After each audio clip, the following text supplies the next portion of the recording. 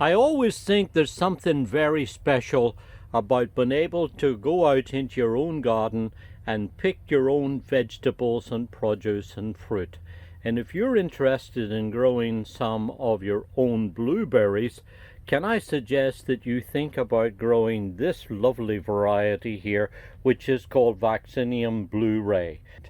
It's a variety that grows about 5 to 6 foot high, and like other blueberries, does best on soils that are on the acid side of neutral. That's somewhere with a pH of around about 4.5 to 5.5.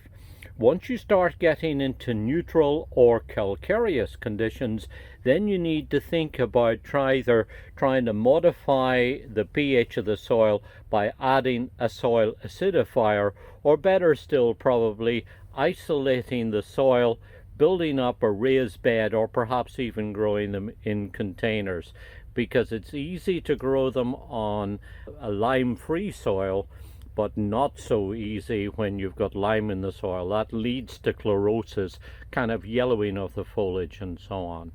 But one of the great things about this variety is that it was selected for its fruiting ability.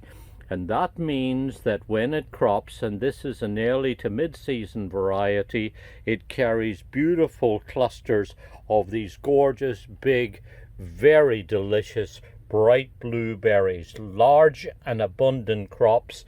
And what's also nice about it too is that it is, like most blueberries, self-fertile. In other words, that if you've only got one plant and it has all of these flower buds that then open up to have really very pretty bell-shaped flowers that hang from the plant, they will self-pollinate and will set fruit. That said, you get much better crops whenever you've got more than one plant, and preferably also ones that have more varieties that flower at about the same time.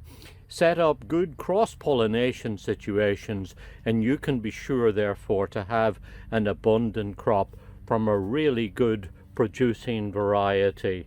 Grow it in a sunny or partially shaded site, although they really do and fruit better in better sunlight conditions.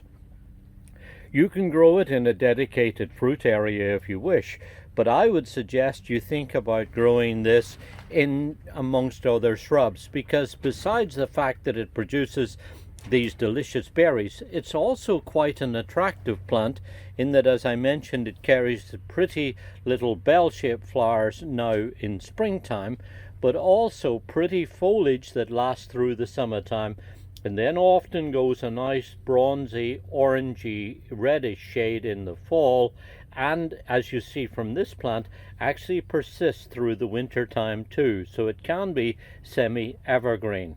So it provides a lot of ornamental interest as well as delicious fruit.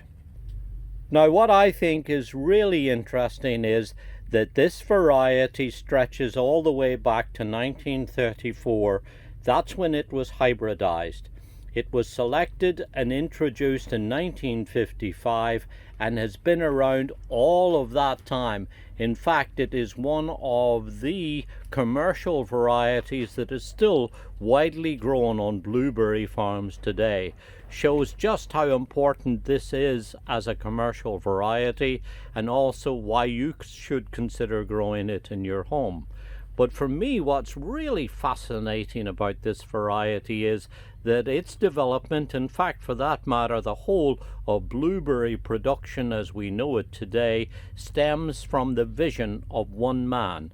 That was Frederick Vernon Coville, a graduate of Cornell that worked for the Department of Agriculture, and he had the vision in 1908 to consider that maybe blueberries could be grown commercially and sent as a crop to markets.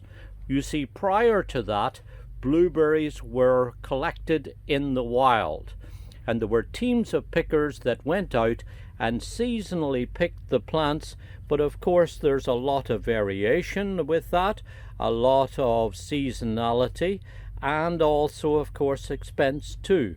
But Frederick had the vision that these plants could be interbred, developed, and possibly grown on blueberry farms.